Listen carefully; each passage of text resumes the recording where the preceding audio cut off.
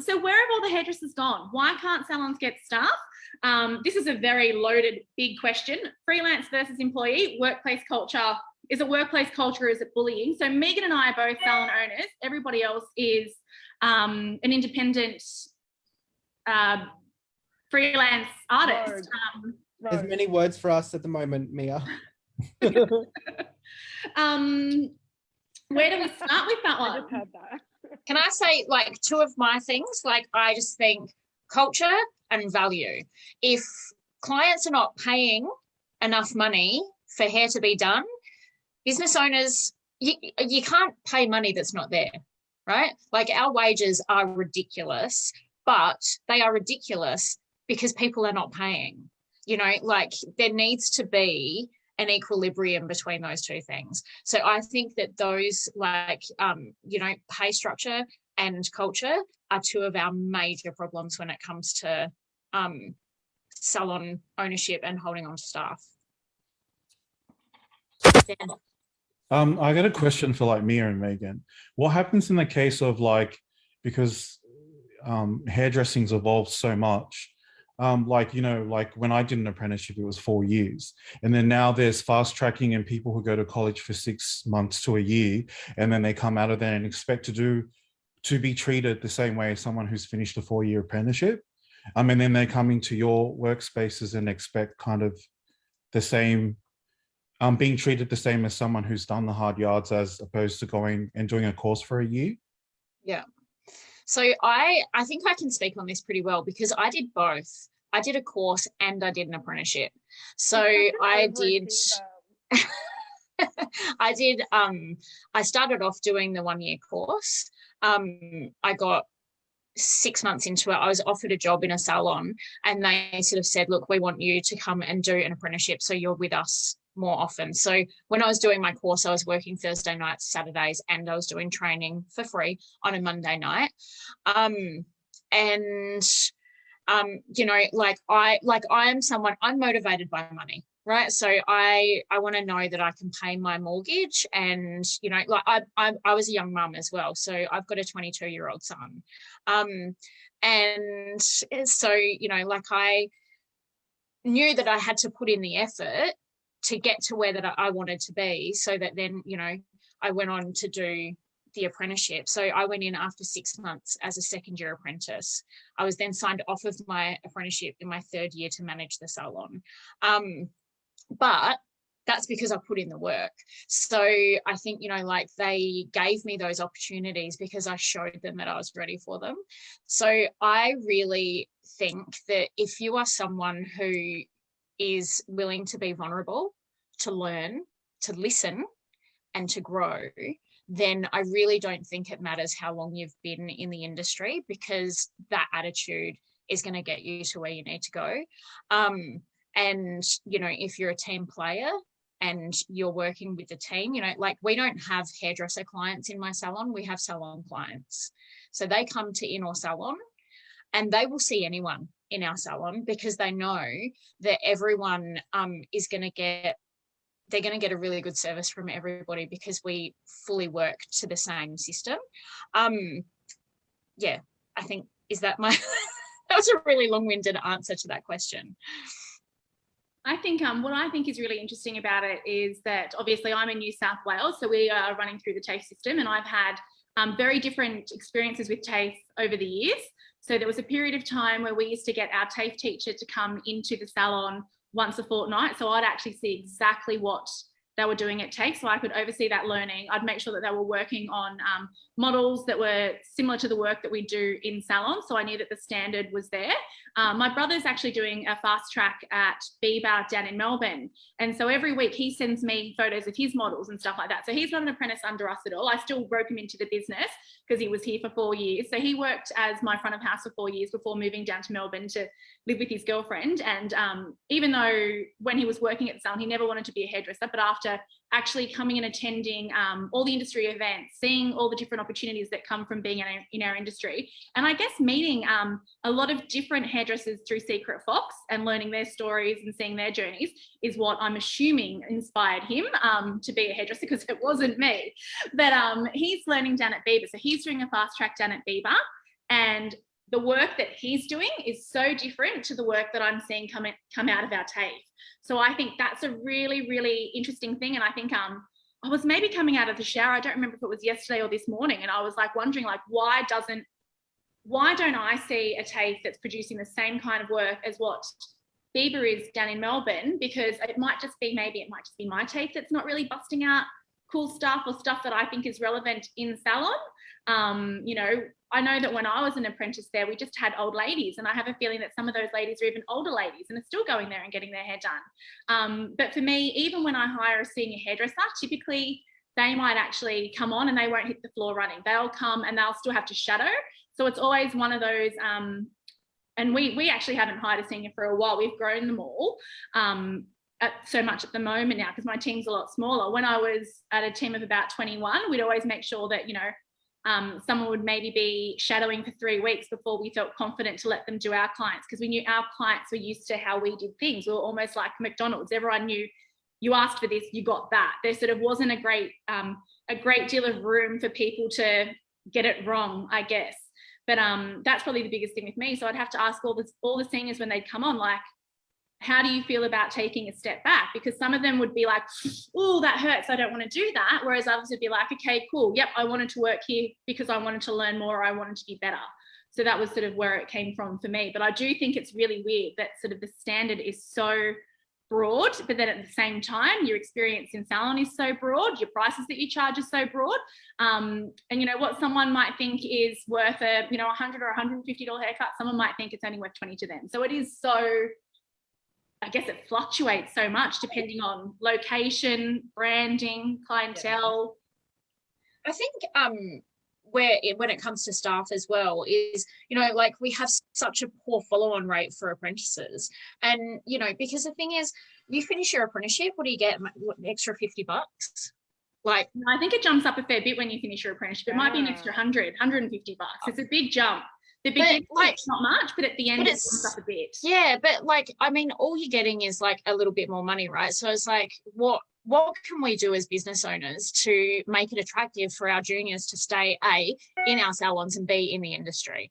So, you know, like one of the things that we do is we work I know you have every Saturday off now, but we work, seniors get every second Saturday off.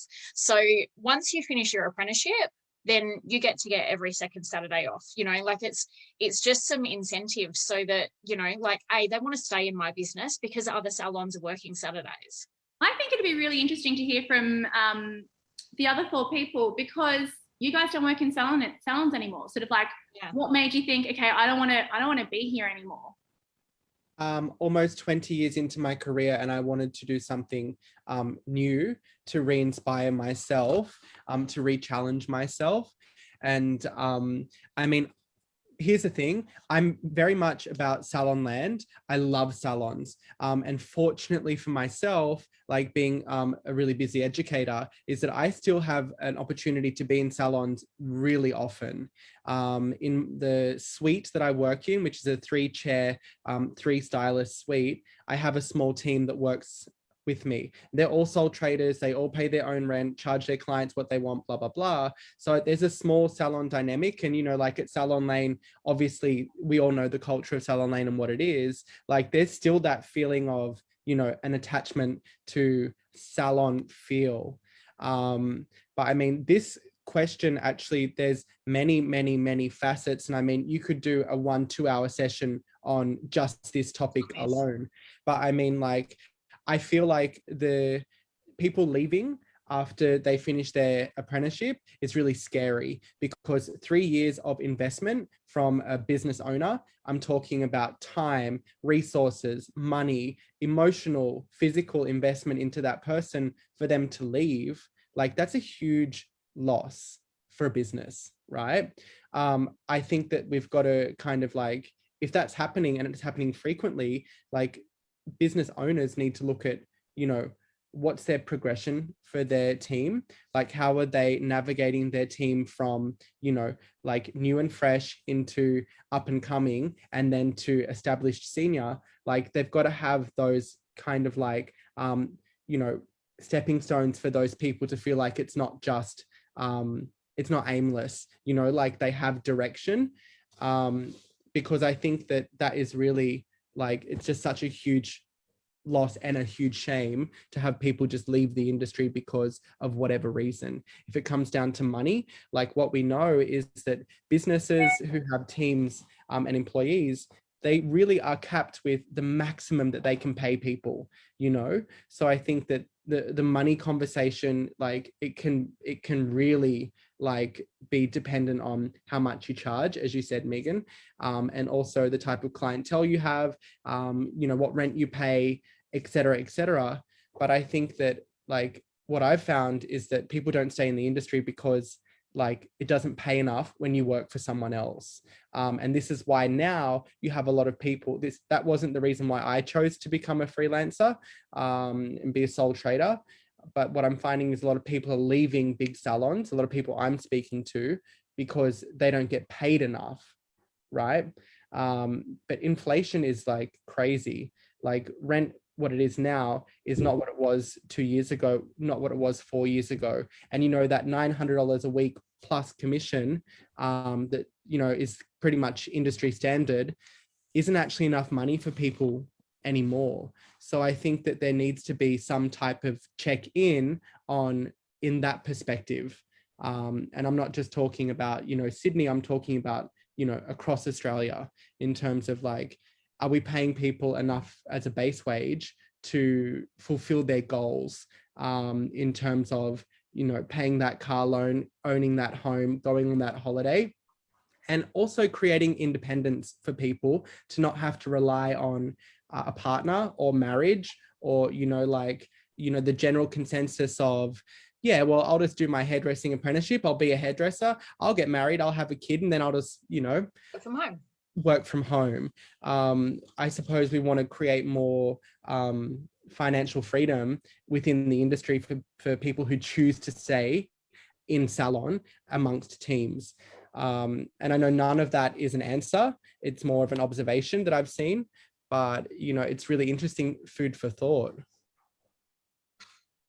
Anyone else? Yep, Jake. There's so many aspects to it, and I think a big part is like coming back to my story about getting the fruit and veg. We think that it's actually the money, and we leave because we can get more money, but it's actually the values that we're getting. And Megan and I have spoken about this, and it's something that I plan to take much bigger, to redesign the culture, connection, community within the workplace to actually create the salon as a safe space, not just in individual level, but for community to come and be respected. But that starts within the management and the team workplace culture that we're allowing to create. I would see that as building the recognition from society instead of just like, oh, what the hell, you're a hairdresser? Like, that's just seen as such bottom thing. If we were actually a pillar within society as this community space that provides value for people, no other industry does that for anybody. We would actually demand respect to be able to be paid more. I think these times, Jake, are really good at highlighting that for our clientele. During lockdowns, you know, like people really realize how much they need their hairdressers. So, you know, like that's a really interesting perspective. And I experienced it last year in the first lockdown. Like I didn't cut hair for 9 weeks and I was going insane. And I realized what it was because I wasn't able to have verbal communication and interaction with people. And that's where the values came through, is like culture, connection, community. And I was like, shit, should I go back to a salon because like I can't get this on my own, or can I give it to myself? But when we can create those values within the workplace and actually sit down with our team and say, what are your values on an individual level? How can I serve you as a person, as a human? The revenue comes secondary to that, but we've forgotten about that. This is what I love so much about the lockdowns, though, is that we've got time. So what I've, you know, aside from physically, you know, changing my salon, when we come back, even when we're allowed out, we're probably going to spend our first week with just the team working out, okay, we've got a beautiful new salon. What else is new about the salon? So for me, I'm looking at, being able to restructure my price list to be able to, I mean, I've always loved packages, but what I'm looking at doing now when we reopen is I want to be able to pay my team more. Sort of, we haven't really been able to do it. I want to make sure, how can I make their goals achievable? How can I make their goals easy to reach? Because at the end of the day, you want, like, when I'm winning, they're winning. When they're winning, I'm winning. It goes both ways. Yeah. So I'm looking at how can I, and this is actually a thing that from a conversation with Michael, because I think, Michael, you've got two sort of, you know, you either have a big colour job or you have a little colour job. So what I want to look at when we reopen is actually packaging our services, because I guess everybody's going to be desperate to get in, but we're going to have a package at this price, a package at this price, and a package at this price. And what that will mean is that basically, as long as my team are turning up, they will hit their targets because I'm controlling the variable for them. So that's what I'm really excited about doing, sort of like sitting down. It's going to take a lot of time, and I almost feel like I might be running out of time. I feel like I've sort of been just like waning a lot in this lockdown because I've just been having cocktails every night, but and just doing heaps of online shopping. I don't know how, because I've got no money, but anyway, I'm doing it. But it's one of those things that I'm really excited for that, because I feel like the lockdowns are a reset button. That I can stop everything, wipe the slate clean. I can sit down at my beautiful new table with my team and say, what do you guys need? What do you guys want? How can we get there together? Because at the end of the day, this isn't my salon, it's their salon. So it's one of those things, and this salon doesn't exist without them. Oh, So yeah. My business is only as emotional. good as the people that work in it. Like, my Yes, business is definitely. only as good as the people that work in it. I actually have a sign in one of my front windows at the salon, and it says, the energy that we share in our salon is eternal. You take it home and you share it with your family, and they share it with their friends. You know, so like the things that we do in our salons as business owners in particular, and the leadership that we practice is so important, because I just believe that, you know, the thing that I do, it has such a domino effect on so many other people. And, you know, so yeah, I love that, Mia. I love it so much. I think the hardest thing, like, I know what makes me happy. I find it really hard to get out of my team what makes them happy. How will they be happier to spend their time? So if I know that they all love having 3 days off, that was a really easy no-brainer for me, and it barely, like, it really didn't impact my business at all. But it's one of those things where I sort of think, okay, I think that I've got, for where I'm at life, I think I've got a fabulous life. I think prior to lockdown, I was at my son's soccer game and I thought, look at this freedom that I've got. I'm like, I don't fucking want to be here. I'm not interested. It's freezing cold and I think I'm getting like windburn. But I was like, look at me. I can go and do this. And it was one of those things where I thought, I think that I've tried to create as much space for my team as possible. Sort of like, it's typically one of those things. And I think other salon owners would probably freak out at this, but they typically tell me when they're having time off, because they've already gone to the appointment book, looked at their column, figured out, can I, you know, is it busy that day? Can I have that day off? Where can I wiggle things? And then they come to me and say, hey, I've already checked. Is it cool I have this day off? And I'm like, yeah, mark it out. And then they go, I already have. And I just laugh. But it's one of those things where it comes down to, you know, I guess it's easy for me. I have a little team. It's not so little that there's no flexibility, but it's big enough that we can all carry each other. But it's more that, you know, they know how to come to me with what they want. Well, it's mutual respect, isn't it? There's mutual respect. But I would love for them to learn that they can have so much more, because I think it's one of those things that hairdressers don't necessarily understand. And I think for me, it wasn't until I started working with Jessica Giles that I realized I could probably have all the things that I wanted if I put the work in. I'm not always willing to put the work in, but it's one of those things. I don't think there's many industries that has so many avenues and so many doors open where we can have fun, be creative, have all this flexibility and make a lot of money if you work smart.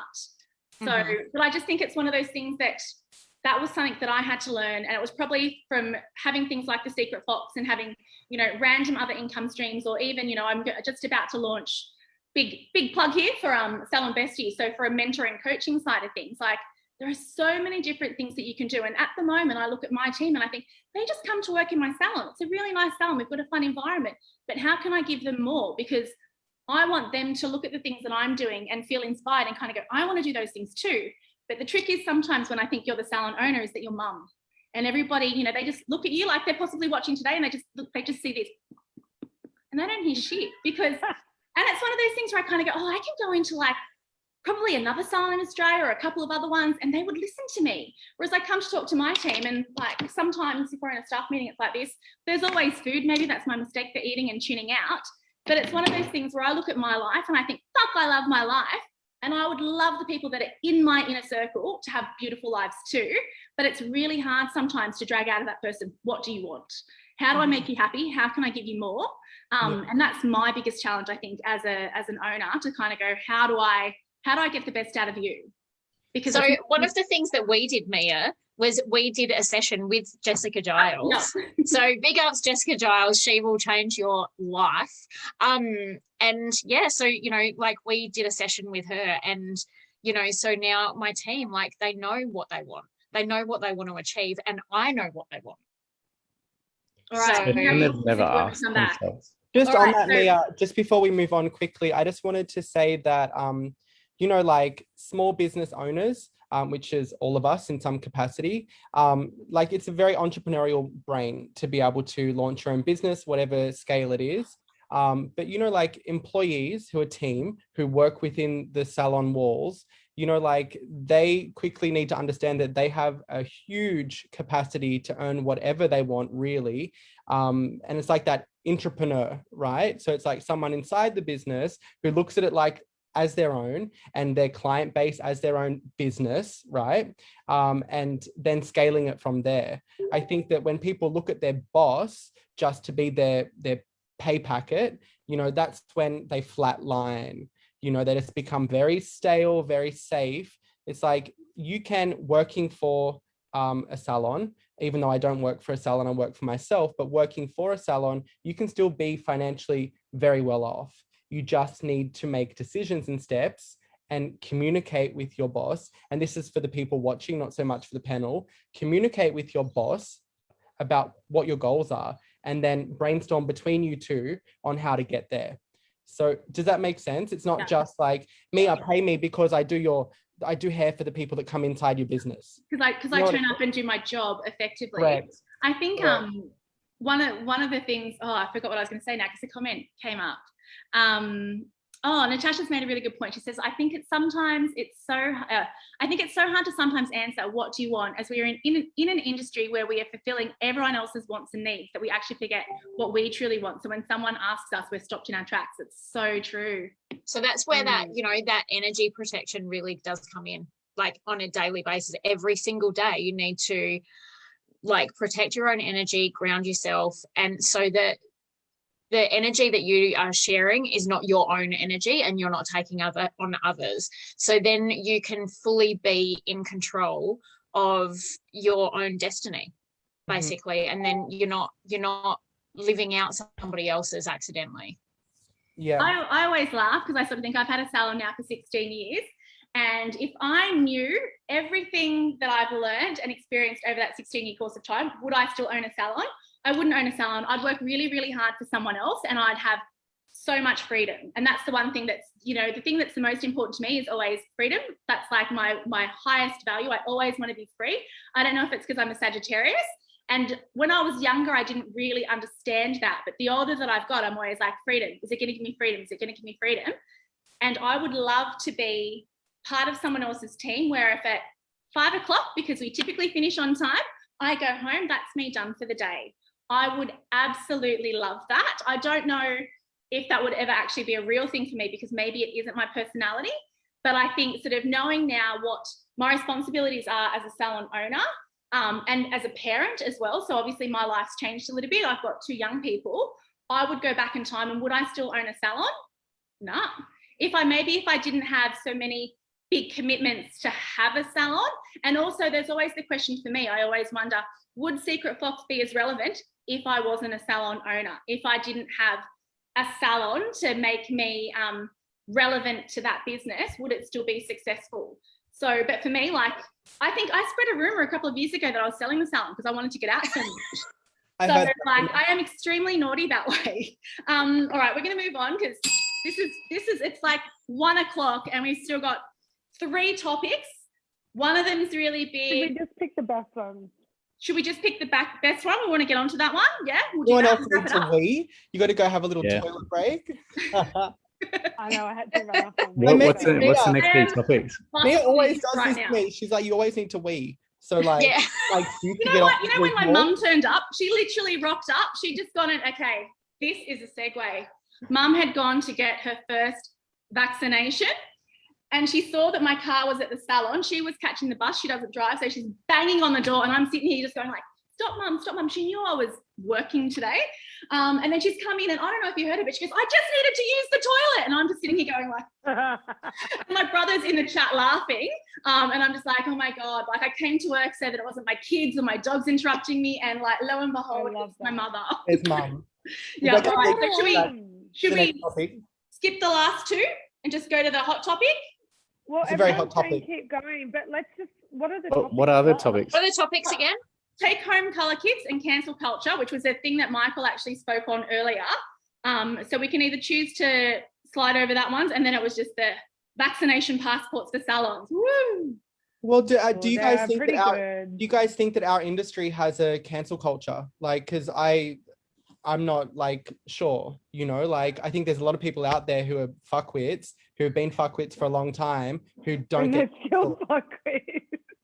like, I don't know if we have that same, and I would love it because I'd love to, you know, I'd love to see the fuckwits just, you know, have their moment to cop it. But, you know, like I try and instigate, like I'm like an antagonist for these. you are. Oh, Lyndall's saying answer them all. Everyone's saying keep going. What do we do? Look, I want to touch on cancel culture. Let's go cancel culture. I definitely am trying to antagonize some of these people. They don't want to play with me, though. Sometimes they do, but quite often they'll send another higher friend to slip into my DMs and ask me why I've chosen that person that week. So, yeah, it's That's so full on. It's honest work, but it's God's work, you know? You, Laura. Like Aaron Brockovich of like. I am wearing a suit too. I have to share. Can I share with you guys? And I really don't know where this is going to go, but this is platform to be honest. I listened to a live a few weeks ago with a previous employer of mine, and I didn't really hear honesty and integrity. I heard fabrication, and then, you know, like just putting out there what that person thought they wanted the industry to hear. And for a long time, I had sat on a lot of built up, you know, like hurt, you know, anger towards the treatment and experience that I had within that business. Resentment. Yeah. And, you know, like I thought, why am I sitting on this? What is this about? And I took time and I penned a private email because it's very common at the moment for people to be so open letter. No offense, Laura, like I encourage you to be open letter about certain things, but this one was for me to be private, to have what I needed to say to this person put out there. And you know, like if that was open letter, it would be cancel culture straight away. You know, like those people would just like, the industry would read it, they'd suck it in, they'd be like, no, that's not good enough, like an answer needs to be given to that, there needs to be a response, there needs to be blah blah blah. But I needed it to be personal because I didn't want it to be this huge eruption. So I sent my email. It's very there's times and place for this sort of thing, for sure. Totally. But in response to the email that I sent out, I didn't hear anything back. Not one thing. And I think that, you know, like cancel culture is so quick to happen in this day and age that we live in. Social media has a huge part to play in it. But I also think that a response equals an admit on what the nature of the email was about. You know, for someone to acknowledge the email, that there was a lot in there, very articulate, but a lot in there which needs accountability. You know, it goes, you know what, we're sorry that you had this experience. Whether or not it's right, it could just be my own perception of my experience, Dan. But I think that the thing is that it's admitting and looking at the things that are happening and going, should we change or should we ignore it? And I think there's a lot of ignoring happening around behaviors inside salon land that don't serve growth, don't serve development, and ultimately leave people feeling not great to then move on. And I think there's a lot of ignoring of those things. So, you know, like I agree.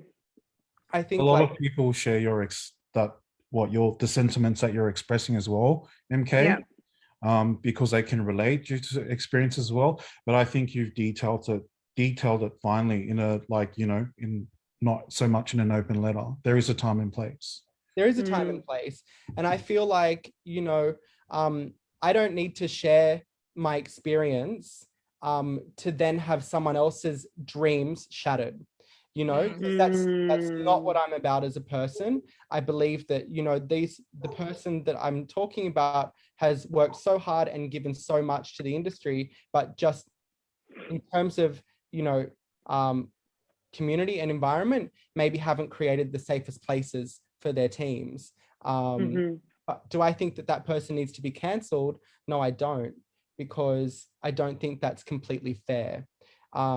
If it came down to other elements of like abusiveness, sexual abuse, misogyny, like those types of things, yes, cancel culture, 100%, because I don't stand for it. But, you know, that's a completely different ball game, I think. I think the way you handle that is your values and your integrity, which I think it speaks volumes about you. And sometimes when, you know, aside from Laura, because all for Laura going on a rant, but when other people sometimes call people out on their shit, it's for their attention, not to actually make a positive impact, to make a change. Jake, you had your hand up earlier.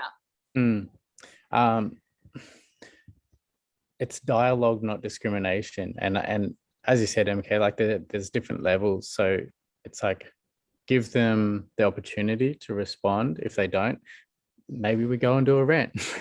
Yeah. But we have to be willing to have those conversations, and then the other party has to be willing to come to the table and also acknowledge perhaps their ignorance.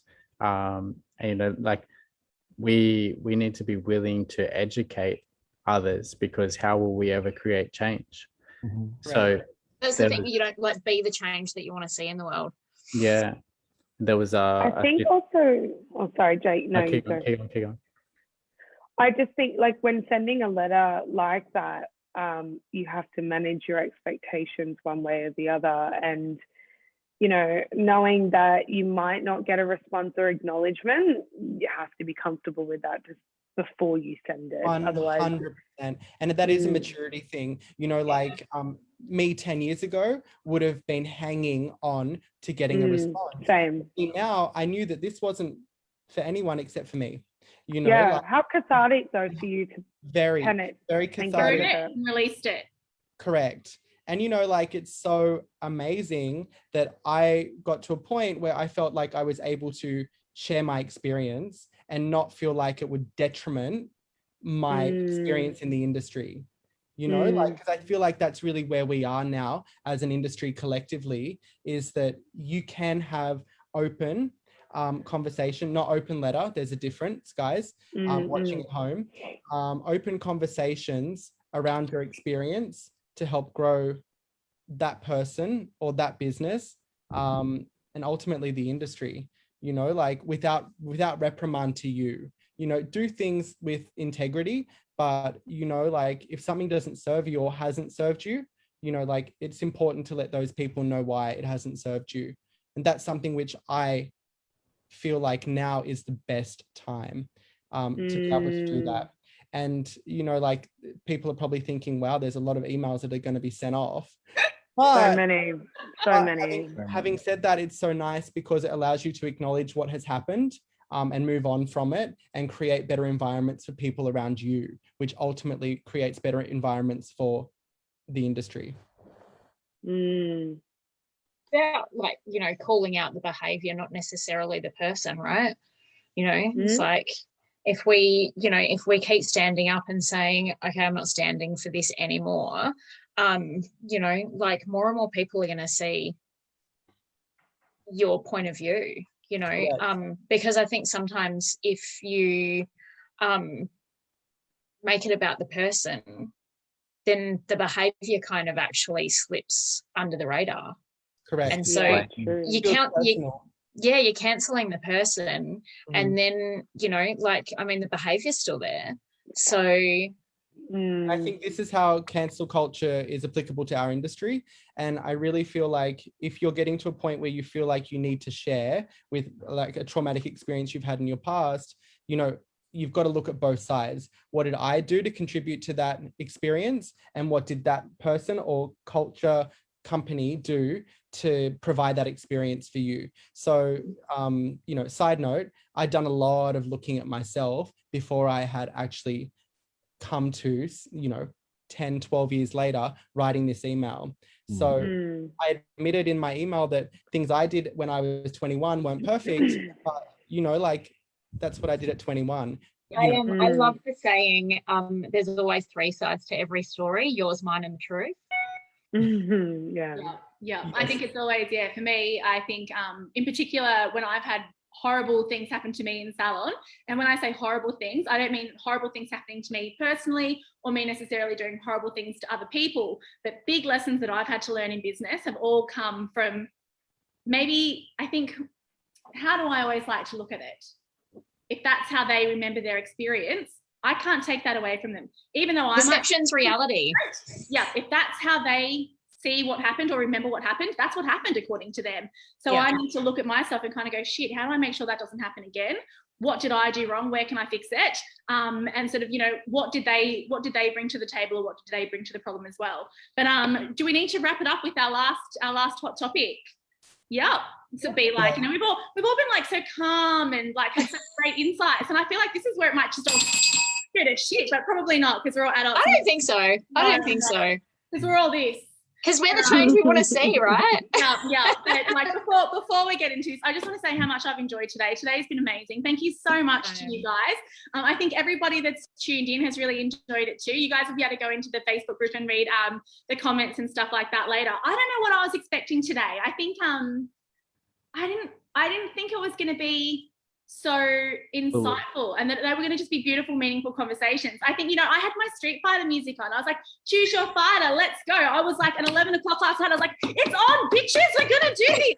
But, you know, finally I was in the cocktails talking. Andre, I was like, how do I get roped into this? I'm really nervous. Like, what's going to happen? This is on my platform.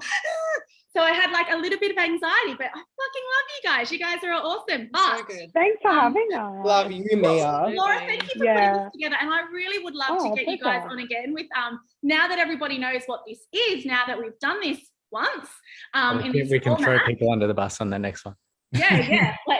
Let's make it blazing. Where's my list? I think you need to keep we'll call on some of these people from our past to come and chat to us. It'll be like is it like Oprah, or is it like, who was the other guy, Jerry Springer? But Jerry. Next minute, I'm going to get an email in my inbox, guys. I'm going to get like a cease and desist. So the big topic that everyone's been sharing on their social media this week was that potentially hairdressers are going to be some of the people that are let out first out of this lockdown. But there was like a little asterisk there that said, you know, provided you're vaccinated, provided your client is vaccinated. That is so loaded. And let's just roll out with that. So first of all, should we like, how do we want to do this question? Can I start? Is that all right? Yeah, of course. Okay. So personal opinion, right? It's my own personal opinion, and it's just what I believe. I'm compliant. I'm double vaxxed, so, and now 3 weeks out from being double vaxxed. So therefore, like, I'm apparently the most safe I can be in this climate. I have a full respect for everyone's opinion around what they do to their body. No drama. As you guys know, I work in my business inside a business called Salon, and there it's huge. We have 40, 50 people who are all operating businesses inside a big business, and therefore all of their clients. So we're talking about hundreds of people, right? And you know, like, one thing that happened on the WhatsApp conversation that's been happening all through lockdown, which it's on silent for me. I don't buy into that WhatsApp group. I don't buy into these things. Stressful. Right? I don't buy into it. But I just happened to look at the WhatsApp the morning that it got announced, because like I just did. And there it was, absolute carnage. So one of the CEOs of the business had put up a very quick screenshot of the news article and, hey, it's looking good, guys. We're going to be getting back, building morale. But then it said to, the vaccination pending for clients. And it went on and on and on. And I think that, it's a very slippery slope when you start to tell people what they can and can't do. But my thing is, I am just a compliant little bubble when it comes to certain things. Like, I know for the greater good of the community, I needed to get vaccinated. And, it's global. There's no real way for us to avoid this. But I think it's very, very scary when you start to hold people who have different beliefs in the vaccination process, that their livelihood and their income might be impacted if they choose not to do XYZ. I think that is really, really scary times. But, it is a absolute shit show around the best way to move forward, especially in this industry. Yeah, I think I'm double vaccinated as well. I just had my second one yesterday. My arm is killing me. And yeah, I don't know, I'm pro-choice. It's your body when it comes right down to it. I think, ultimately the only way that we're going to be able to open up as a country really is to have higher vaccination rates. There's no denying that. But I think when it comes to my team, I don't really feel that comfortable saying that they have to be vaccinated, just because what if one of my team had an adverse reaction to it and I've insisted that they have that done? As an employer, where does that leave me? Does that, what are the legal ramifications of that? And then, with my clients as well, I don't know how I really feel about that. I'm really up in the air about that whole thing, to be honest. I don't have a decision really. I have a game plan, by the way, but I'll let you guys talk about your what you think about the idea of it, and then I can just share. I'm not vaccinated yet. I am probably going to go after this or maybe tomorrow. My partner and I have had a lot of discussions around this because we were supposed to be in the UK now. And we've obviously put off our move there till, wherever. We know that moving means that we will probably have to have it. We also realize that although the government hasn't mandated vaccines as yet, they are dangling carrots. Your freedom is tied to a vaccine. Do I personally want the vaccine? No, I do not. Will I do my part for the community? Absolutely. And so I'm really torn in terms of, I'm doing it because I want to be not so much compliant, because I hate being told what to do, especially with my body. Shock, horror, I know.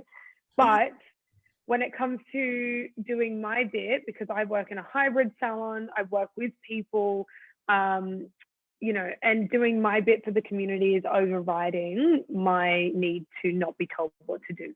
So yes, I will be getting vaccinated. I'm getting AstraZeneca because it's all that's available. I'm actually petrified that I will be that 1 in 100 million, whatever the statistic is, that I'm going to get a blood clot and die. And the dog behind me on the lounge will eventually eat me alive. So this is a very real fear. I'm not even a paranoid person. I don't even know, but the media has a lot to answer for. Absolutely, absolutely. It really does. And in saying that, going back to that North Korean girl that I was watching yesterday, I listened to a podcast of her for 3 hours, and it's fuck, you know what? I have nothing to complain about, and I'm just going to get it. Just comply. We do not live in a totalitarian state or country, even though some of these rumors or things are feeling that way. We are very fortunate that we have vaccines available to us. again, my personal opinion, I'm of the opinion as well that whatever you choose to do with your body is your choice. And I don't like that all the media is geared towards get vaccinated. People are on social media telling people to get vaccinated, and I don't like that. But yes, I am getting vaccinated. Can I just say, I listened to a really interesting podcast the other day, and they were talking to an immunologist, and she said, she was like, look, I understand that, you know, like people are really concerned about this because it's come out quite quickly, right? So, you know, like we think it's come out quite quickly. She said, developing a vaccine actually doesn't take that long. It's technology that they've been working with for a really long time. It's something they know how to do. They know how to make vaccines. So ordinarily, the things that take so long to get a vaccine out onto the market is funding, you know, because, you know, there's not always like, you know, sort of sexy diseases that need vaccinating. And so companies don't add money to it. But the other thing that also takes a really long time is getting a really broad spectrum of people within lots of different communities to test it on. But we're in a really, really unique situation where the whole world is going through the same thing at the same time. And so all of those people from that really broad section of the community have gone, I'll test. And so what would have taken them 4 years to be able to collect the data, just because they have to, you know, get those people in dribs and drabs, they've got them all at once. So question, do you guys remember when you were at primary school and you used to have like a nurse come around and put a needle in your arm? Like, I'm sure, like, we've quite quickly like, yeah, I do. You didn't get immunized at school, Laura? We got cervical cancer, but and I mean polio, measles, mumps, rubella. Was I in year 8? Yeah, like this is what happened at what the school sort that I of went to. savages? No, it was just like the way that It's it not was. just a South Australian thing. No, it was a New South Wales thing. But I don't mean, remember that. No. maybe you like. Maybe you blocked it out. Trauma. It's like don't go there. PTSD. But I think that's why you're freaking out. It's so funny around the conversation where this is a huge conversation right now around. I can't help but look at my fake tan. By the way, I'm so sorry, guys. That is just like. Every time I see it, I die. But I think that it's a really interesting conversation that's being had around vaccination, but there is never a real conversation around immunization. You know, like when you had to travel to Bali and you had to have that like vaccine before you go, people like, yeah, for a holiday, I'm getting out of this. You don't like, fuck me. I don't want malaria. Yeah, as 5-year-olds, you know, like before we can go to school, we get immunized against all of these diseases with no choice. As a child, you have no choice. It's how it's done. You know, like I think that this is a more advanced conversation because they're actually allowing people right now the choice to be vaccinated or to not be vaccinated. But when I started to look at it like that, I just went, you know what? Like I realized that my fear is extremely irrational. Extremely. And also valid. So contradicting because I've put way worse things in my body, let's be honest. And I'm sure a few of you have as well. Hands up, Joel, the same too. And I like have conversations. We're all hairdressers. I'm like anyone who's done cocaine off a toilet seat, swallowed an MDMA pill, you know, like I'm talking any of those things. You don't know anything. What is in that? You know, one knows. So it's so interesting. But I think personally, I really want to hear from the people in this panel who've been most silent because like, it sounds like this little triangle here can talk a lot. I'm sorry, boys. Love yous. But please tell me, Jake, like, do you have anything? Yeah, well, firstly, like so much, and here's like full open dialogue, like we can hold each other accountable in this. It's really irrelevant whether we've done this or done that and trying to compare that. Like that's actually not progressive or productive to the conversation. Personally, I don't even take Nurofen. I have full trust in my body because I practice health. So why would I be less safe? What if what I was doing was more safe for community? So when we think that this is the right way to do things for the safety of everyone, is it? How do we know? Another avenue of that is like tumbleweeds. I was like, for us to take on clients, what kind of necessity is it for someone to have their hair done to have to have a vaccine? Like, is anybody going to turn away a client that's not vaccinated? No. Because I certainly am not. I think that's Not the now. greatest answer, because I think for me, because we had that interesting experience where we witnessed one of our influencers, so someone who is quite present on my Instagram feed, was also quite present on the news and also quite present on the front of a newspaper for being at the protest a couple of weeks ago. And it was one of those things where my team as a whole was mortified, I guess, because I'd been, relatively checked out of work for a while. And because when all of this happened, I guess so many of these things weren't on the table. There wasn't a like, if you do this, you can have that. That wasn't an option just yet. It wasn't presented. But for me, it was just like, okay, cool. And I still haven't actually got responses from everyone in my group chat yet, because I said, who's vaccinated, who's not? Is there anyone not planning on getting the vaccine? And there might have been maybe 2 people in my team that I thought, well, maybe you'd actually be the one who would think, oh no, I'm not gonna do this. But both of them are already semi-vaccinated. And it was one of those things where what was really interesting about this influencer, and I didn't actually get to the nitty-gritty bottom of why it sort of blew up the way it did, but nobody on the team wanted to do her hair anymore.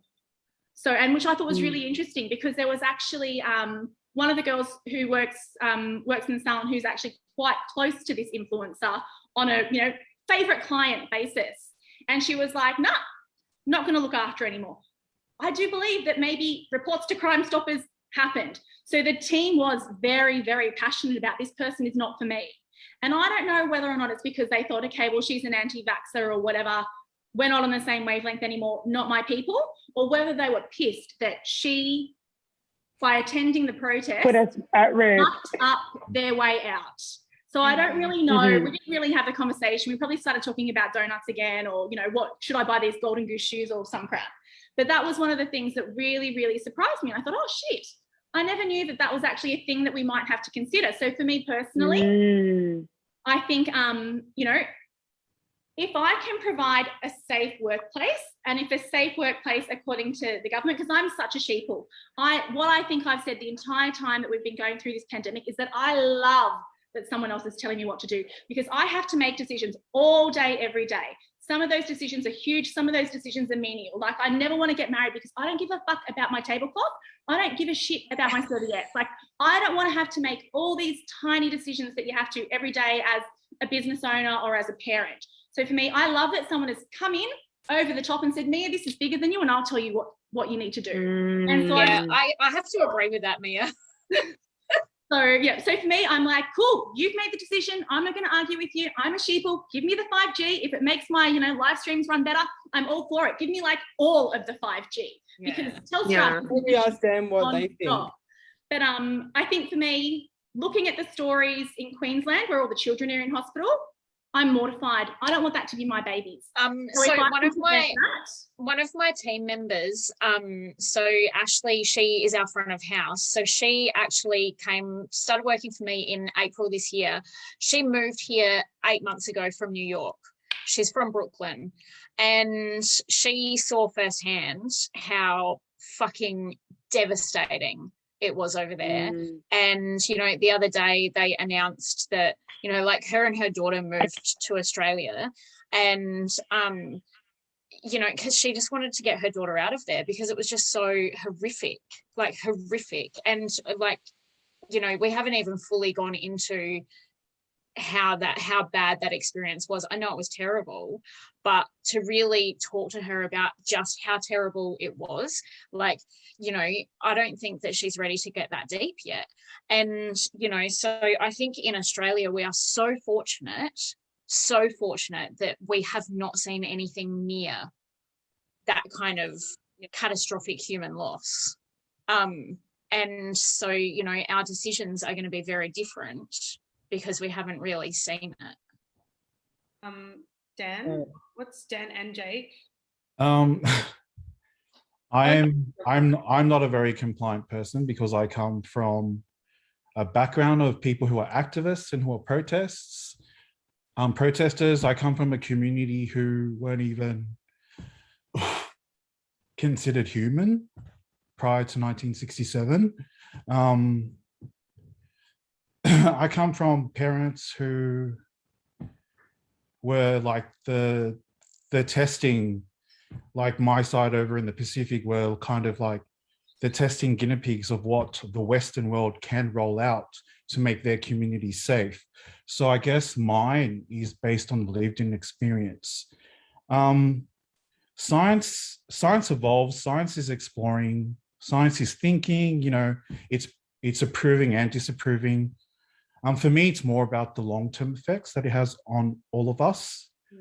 And we're not in this, like, we're not in the same boat. We're all in the same storm. Some of us are like comfortable in our yachts. Some of us are like in little tinnies. Some of us are just hanging by like a piece of a plank of wood. For me, I'm not an anti-vaxxer, but I just think, you know, it's the first time in humanity on a mass scale where it's kind of like jammed down our throats that we are being told that this is what's best for the rest of us to all kind of continue with our daily lives. And I'm not compliant with that. Like, and I don't think any of us should be. I mean, if we don't know anything, we're uninformed. If we read into something, we can be misinformed. And I guess it always just steps up that it's always like people who want to deliver that news first.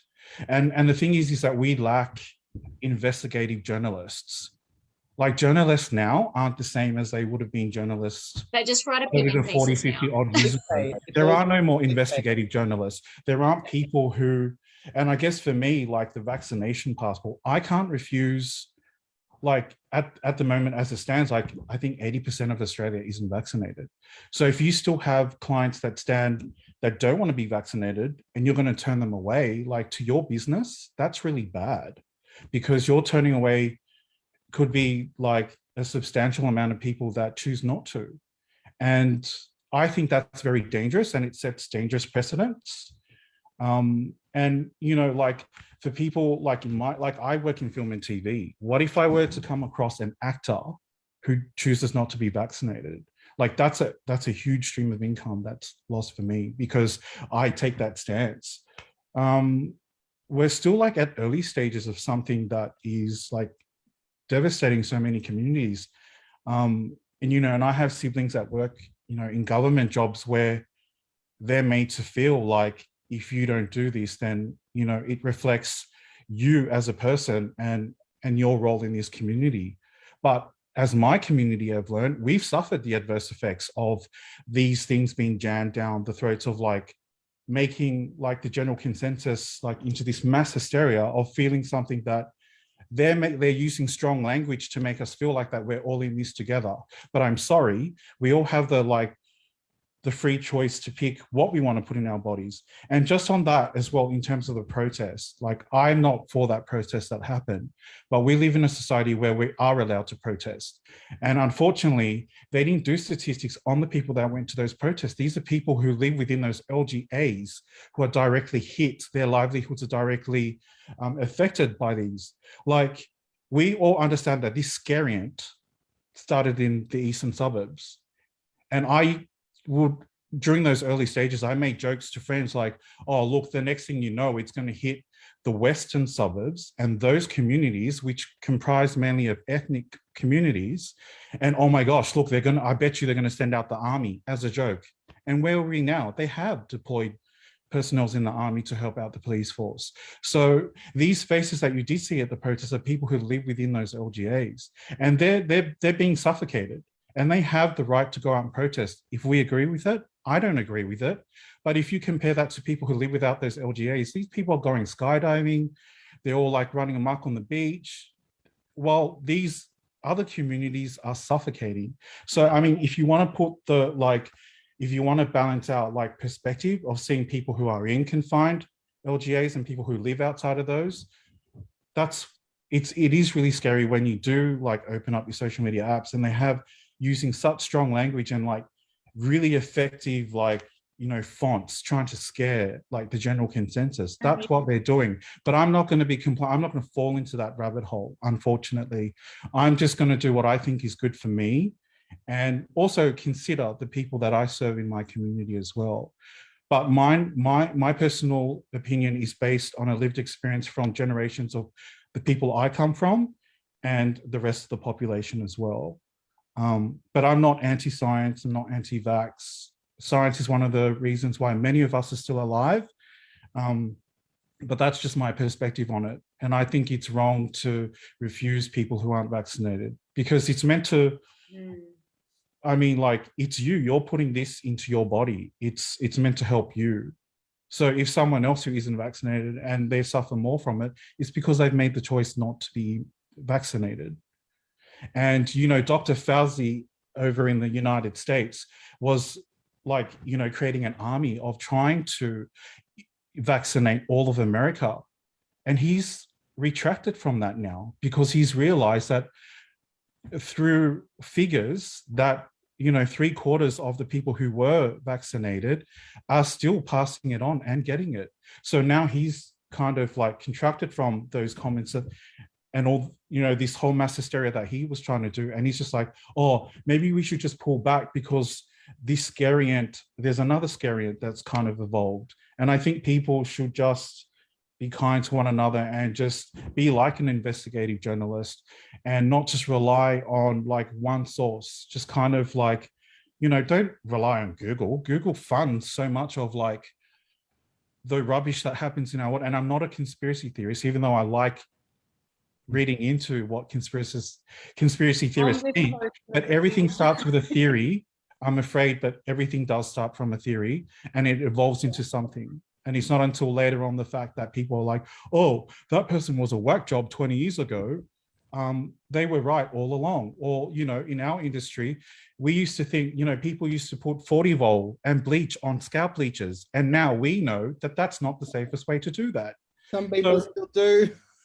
Well, you know, I it's would not, do too. you know, you're compromising, but we've evolved, you know. I always think, you know, our medical practices one day are going to be seen as bloodletting, you know, like down the track we'll be going, as if we did that to people. They did that in the Middle Ages. I mean, the thing is, exactly. like, Dan, really beautiful insight and perspective. Thank you so good for that. I think like from a mental health perspective, you know, like lockdowns aren't helping people at all. And, you know, like if there's a way to ease that, even by a fraction, you know, like I'm prepared to do whatever it takes to reduce the length and the frequency of these lockdowns for people. Jake? When we're in a fear state, the automatic response is to see what's the quickest way out. We're not seeing the long-term game, and I'm not talking about the long-term health implications. It's what is actually going on if we just take this option. This is a really sensitive story, but in the 1860s, there was a station called Corandoke Station set up on hundreds of hectares for the Aboriginal people. And over a short period of time, the Aboriginal people were creating their own self-sustained communities, building their own bricks, milking their own cows, telling stories, art, music, fully functioning. Then what was introduced was the Half-Caste Act, which meant that any able-bodied person was pulled out of that community to go and have an opportunity to work.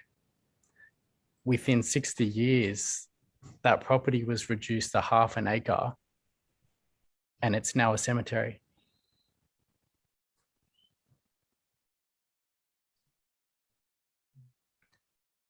How do we know what is right? What are we accepting?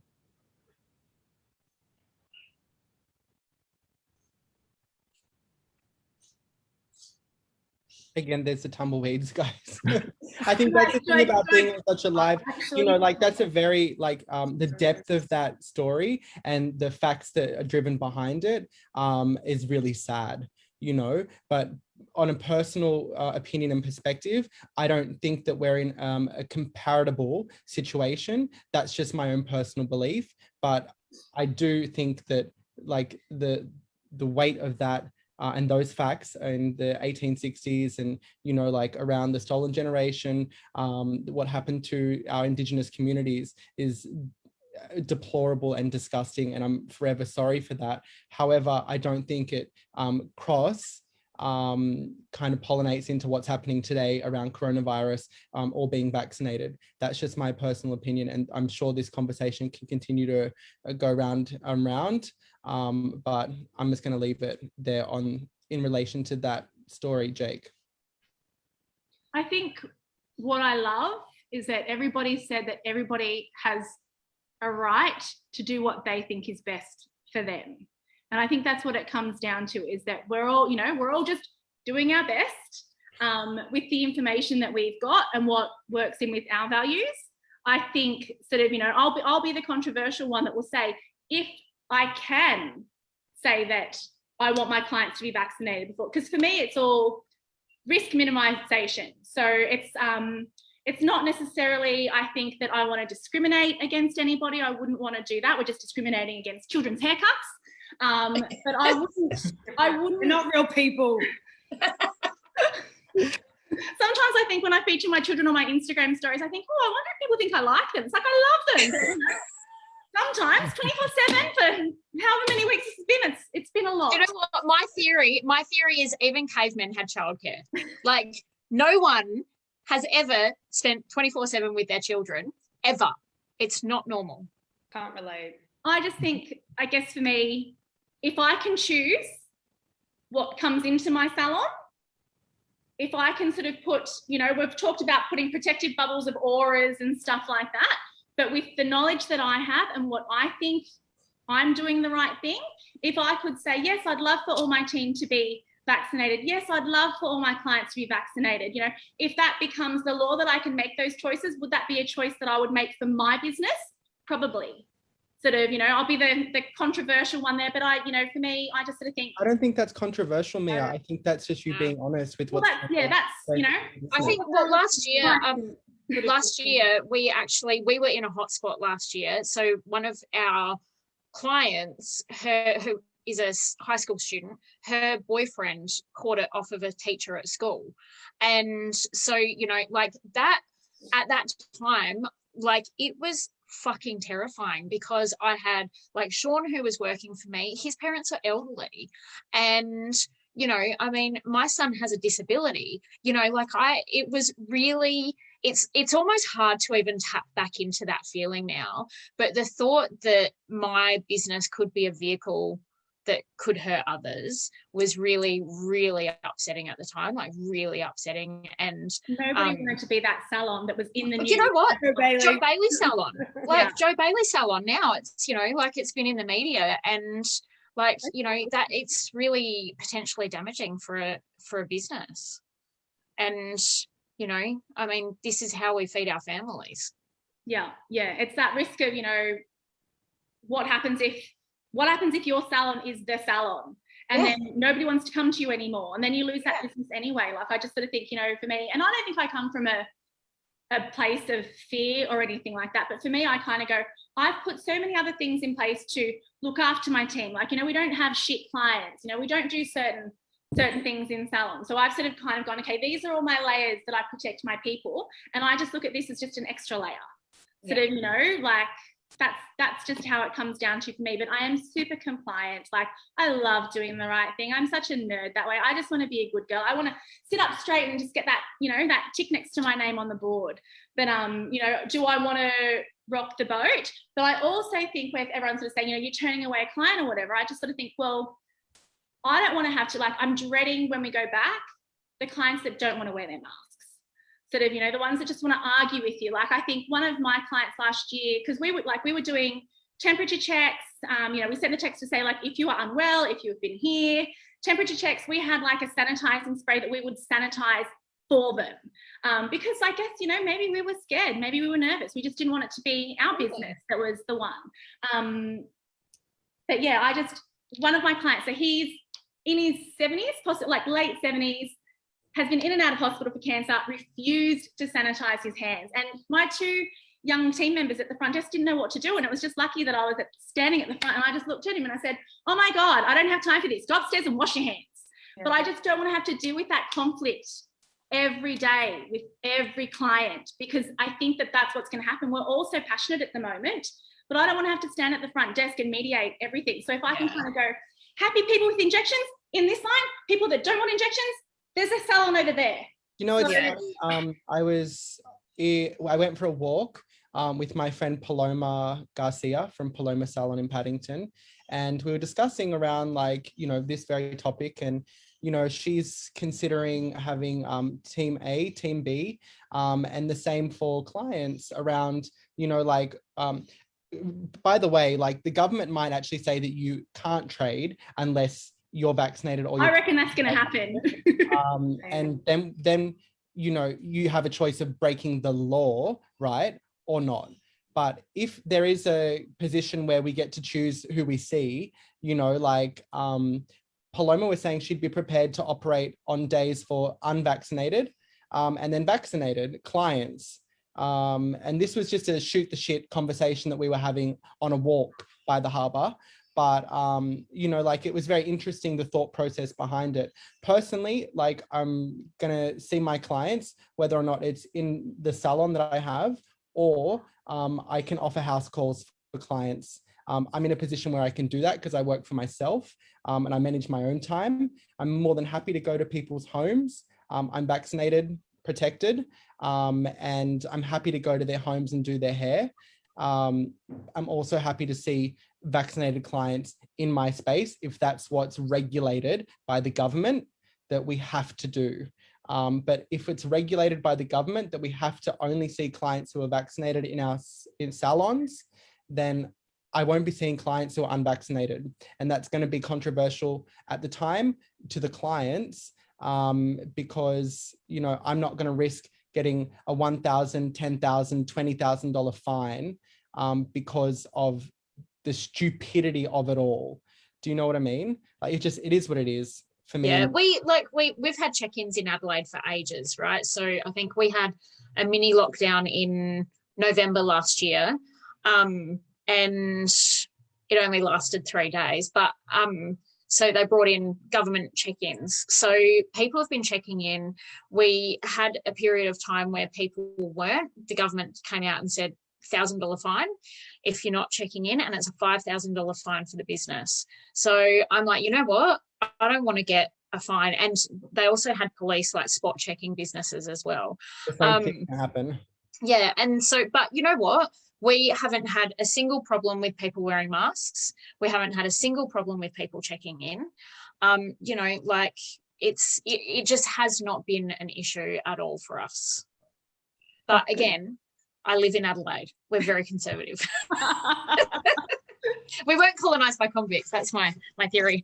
So very polite society. We've almost been going for 3 hours. Oh my God. It's been a long conversation. My dogs are looking at me like, what are you doing? Is there anything left to be said, you guys? I don't know. I just want to say, so like, much.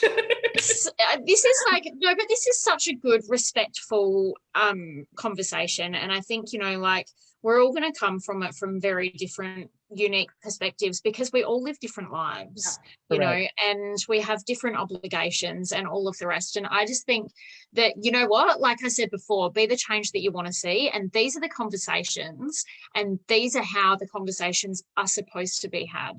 Instead, our media shows the Andrew Bolts of the world and that kind of thing, which, you know, it creates division. And this conversation, I don't think, has been divisive at all. So I just want to, like, congratulate you all on just being amazing humans Yeah, and coming together and huge talking. gratitude for all of you guys for just having a combo. Thank you so much. And you know, some of it was conflicting kind of ideas around things, but you know, like we're all friends, I think, still. Are we? I'm your friend, whatever. I'm Hold on, so hold on. easily One last swayed. thing. Uh-huh.